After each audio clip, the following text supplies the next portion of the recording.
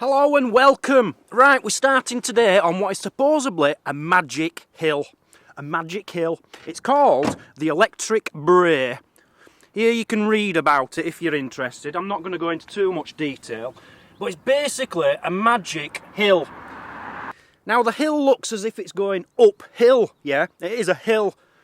So, what they're saying is if you take your handbrake off, it won't roll back down the hill. Oh no, it'll roll up the hill. So I wanted to test this out because that is fantastic. So I've got a car here, look. Same one as I've always used. It's not a special one adapted specially to do this trick. It's not a trick. So, here's the car. It's going to roll uphill. I've taken the handbrake off. Nothing, absolutely nothing. It's rubbish. It doesn't work. It's just one of these things where they try and get you to a location just to look stupid, really. There's somebody in a house around here just laughing at everyone who turns up because it doesn't work. It's just a hill. It is literally just, well, it ain't even a hill. It's just flat because my car isn't moving. It's just a flat road. Don't come here. The Electric Brae. Stay away from it. Go to somewhere a lot more exciting than this. And if I hold my camera like that, it really does look uphill. But it's not. It's not. It's just level.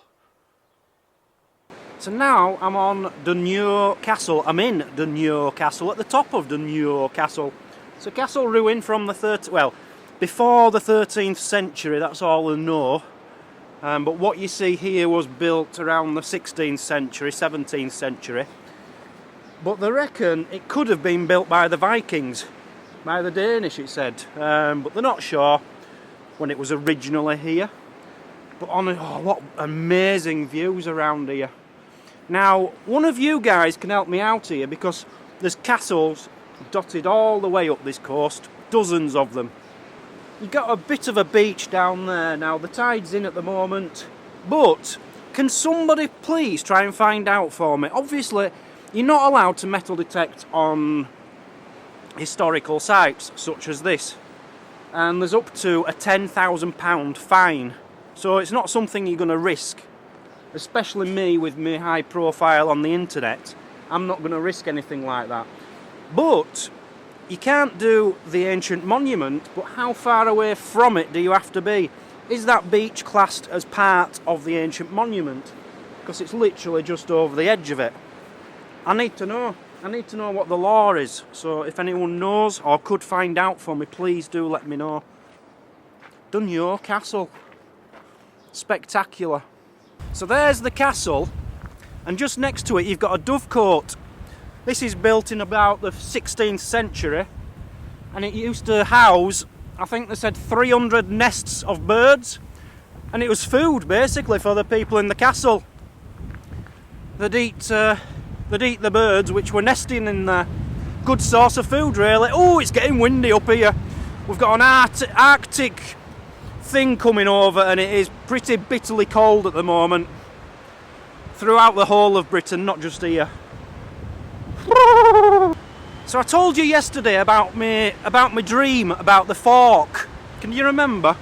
I dreamt that my mother had given all the forks away. She'd lent them to a friend and I needed a fork to eat with. The dream came true last night, sort of. Right, I'm staying in a bed and breakfast. I turn up at the bed and breakfast. Here's the first joke of the day. I turned up, supposedly booked in for 3 nights. She says, oh, let me go check.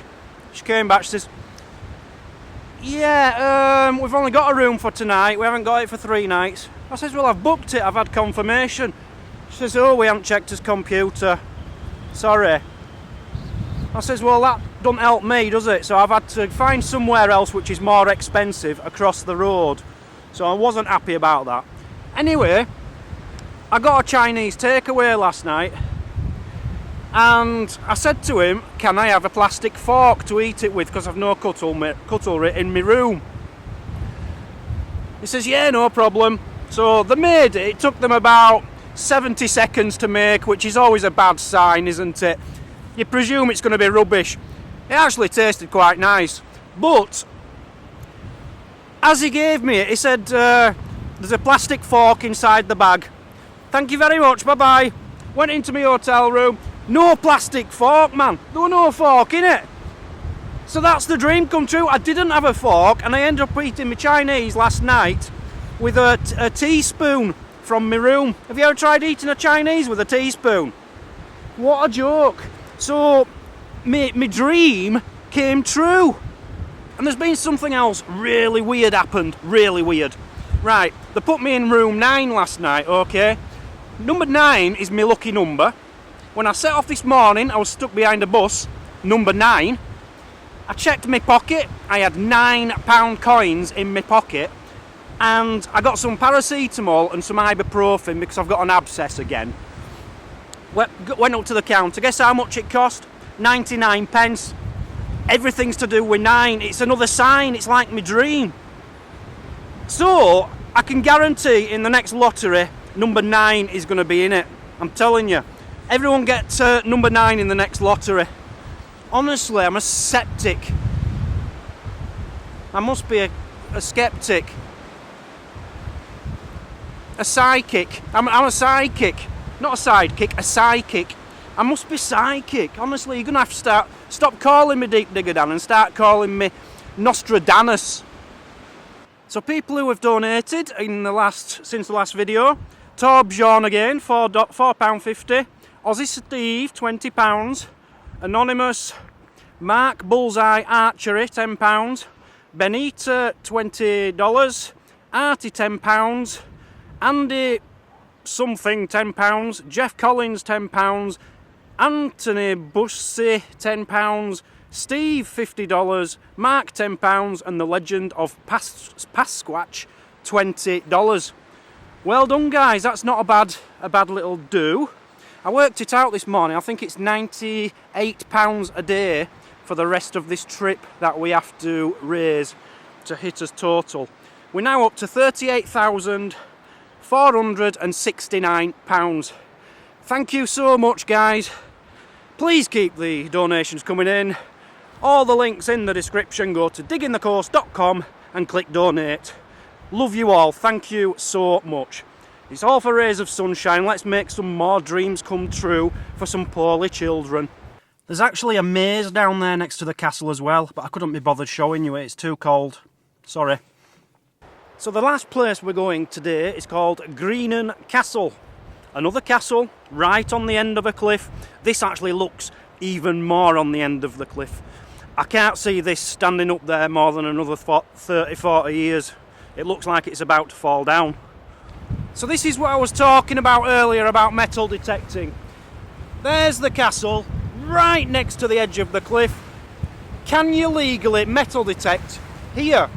I need to know, because I did try to look up the laws on the Scottish where you can, where you can't, and all it says is playing dumb, you won't get away with it. You have to prove that you've tried to find out. You know, if you get caught, they're just going to say, tough, you should have got permission to do it, or you're not allowed to do it here. So I need someone to clarify if it's allowed here or not. I cannot see this staying up for long at all. Now, there is a story about this place, about murder. People who owned it, the castle dates way back to like 1300s or before, but in the late 1500s the Kennedy family took over. Somebody called Sir Thomas Kennedy, he murdered someone in a battle of a local family or something, killed him off in December 1601, and then in 1602 he came here to stay with his brother. His brother owned this castle. I'm having to walk as I talk because the tide's coming right in and I'm about to get cut off here. So anyway, he came, did this Sir Thomas with his servant Lancelot. He was called Lancelot, believe it or not. Came here, stayed a night, and on his way back he got murdered by this family in revenge for killing one of their family. They took all his gold rings, gold buttons, silver, everything he had, and they found out who did it, and they got hung at Edinburgh eventually. Oh, Hello. Here's more proof that I'm a NostraDANus and I can see into the future. Over a year ago now, it's about 13 months ago, I put £10 in a betting account for the Grand National, which was not the one just gone, the one last year, so 13 months ago. Put £10 in, and I've kept winning and losing and winning and losing, and I've never had to put any more money in, but I've never actually got any back. Anyway, I was in a pub yesterday, editing yesterday's video, and there was racing on, and I thought, I wonder if I've still got any money in that account. There was £2 left in it, so I thought, oh well, I'll put it on the next race. I picked 2 horses to come in any order, first and second. They came first and second. I won £17.98, another nine. So yeah, I've got £20 in there now. So I can see into the future. I know what's going to happen. I bet I can predict every sporting event what's on this weekend. I bet I can predict I'm going to make 50,000. That's my next prediction. I'm going to make £50,000 for charity this year. I did have a local guy get in touch with me, Gary I think it was, asking if I wanted to come and metal detect here with him, but I said the tides aren't in the favour. I think low tide at the moment is 5 o'clock in the morning, but thanks Gary anyway. But yeah, if anyone can find out about the laws, I need to know the laws in Scotland. I can't be getting into trouble because I'm on YouTube, because I'm under the microscope for what I'm doing. I need to make sure I'm doing everything by the book. Anyway, this wind's taking it out of me. Thanks for joining, guys. That's it for today. I've got to go find this other bed and breakfast now. See you tomorrow on Digging the Coast 365. Hi, my name's Peregrine Pete. This is my lovely wife Sue.